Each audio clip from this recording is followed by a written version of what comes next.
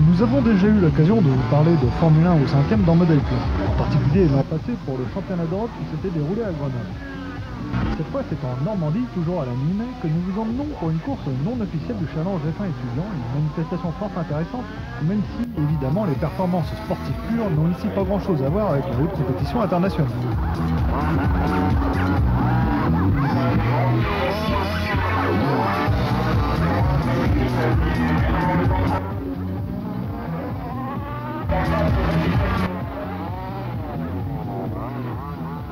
Mais découvrons tout d'abord le cadre magnifique de ce circuit perdu au milieu des arbres qui a accueilli cette course très spéciale.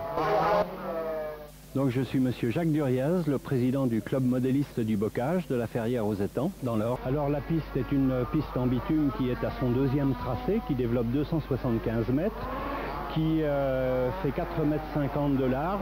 Et dans les endroits les parties les plus larges, elle est à 5 mètres, ce qui nous autorise l'organisation de courses de grosses échelles. Comme vous les voyez aujourd'hui, les échelles 1/5e.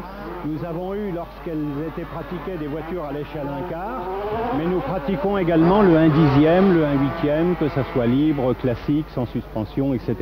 Donc la piste est accessible à pratiquement tous les types de voitures radiocommandées qu'on peut trouver à l'heure actuelle dans le commerce.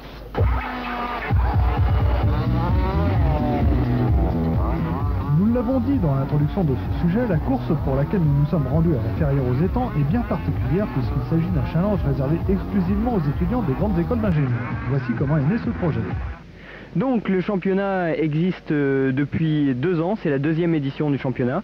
L'année dernière, le championnat s'est couru en 4 manches, donc une à Brest, ensuite une à Grenoble, une à Clermont-Ferrand et la dernière au Palais Omnisport de Paris-Bercy.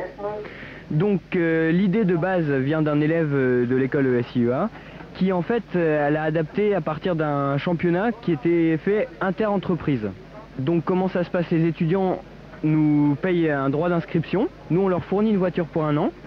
Ils ont le droit de la modifier sous très peu de contraintes, c'est-à-dire ils n'ont qu'une contrainte de poids. La voiture ne peut pas faire moins de 8 kg, mais c'est à peu près logique vu la puissance qu'ont ces machines.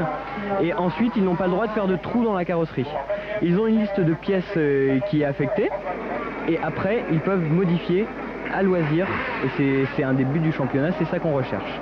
Donc pour pousser les équipes à développer des innovations, on organise 2 jurys d'innovation pendant tout le championnat, c'est-à-dire que les voitures sont toutes alignées devant le podium et chaque équipe nous présente comment ils ont modifié leur voiture. Et nous ensuite on attribue des points à ce niveau-là, ce qui équivaut à peu près à une course. Alors l'intérêt pour des étudiants, des élèves ingénieurs, il y en a plusieurs. Le premier, c'est s'ils sont passionnés de modélisme, c'est vraiment de partager leur passion avec des gens. Le second, c'est de rencontrer des étudiants. Il n'y a pas beaucoup de manifestations interétudiants comme ça, à part la course croisière EDEC, il n'y a pas grand-chose. Et le troisième intérêt, c'est bien sûr d'appliquer dans un cadre ludique les connaissances apprises au cours de leur formation.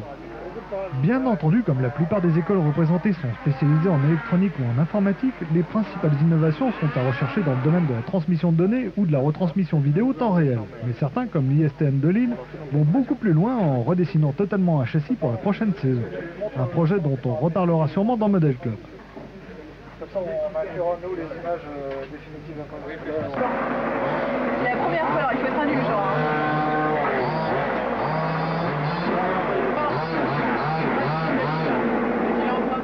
Une telle saison de Formule 1, même si elles sont au 5e et mises quasiment gratuitement à la disposition des équipes, coûte fort cher, aussi bien en pneumatique qu'en déplacement.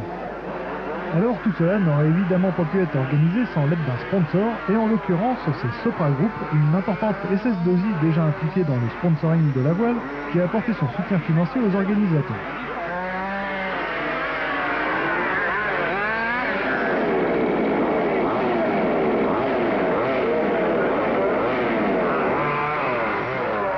Après une matinée de qualif perturbée par quelques gouttes de pluie, nous voici rendus à la finale qui réunissait les 10 meilleures équipes sur les 21 engagées.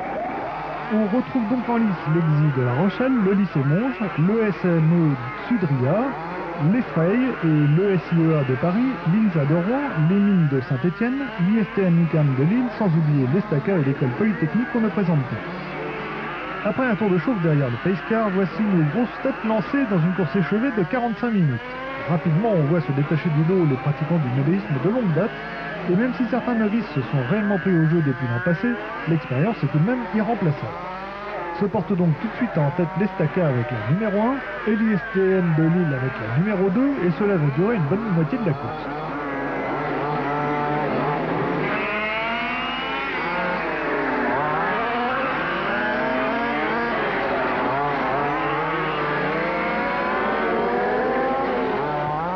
Rappelons que ces Formule 1 au 5e sont fabriqués par la firme allemande FG, qui est apportée en France par T2M, également sponsor du championnat.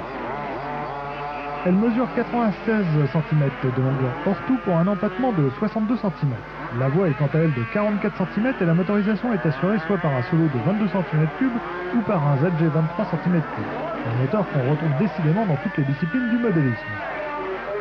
Ces moteurs développent environ 1,92 kW à 13 000 tours minute, leur régime maximal étant de l'ordre de 16 000 tours minute.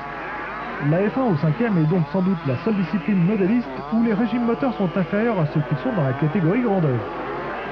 Mais revenons à notre course. Après 25 minutes, l'ESTACA et l'ISTN de Lille comptent 15 secondes d'avance sur leurs poursuivants. L'école des mines de Saint-Étienne est 3e à un tour. Selon le règlement, très inspiré de la F1 grandeur bien entendu, les Frey se voient imposer un stop and go de 10 secondes pour un ravitaillement non conforme et se retrouvera finalement 6e. À la 26e minute, lors d'un ravitaillement, l'ISTN perd son bouchon de réservoir, ce qui l'oblige à rentrer au stand durant 2 tours. Et les mines se retrouvent 2e avec 35 secondes d'avance. Mais la remontée de l'ISTN est fulgurante. À la 44e minute, elle n'est plus qu'à 1 seconde. Et là, son dernière erreur de pilotage aboutit à un statu quo. Le résultat final est le suivant. L'ESTACA première avec 113 tours, École des mines de Saint-Étienne seconde à 2 tours, ISTN UQAM de Lille 3e à 13 secondes du 2e. L'INSA de Rouen 4e est à 8 tours.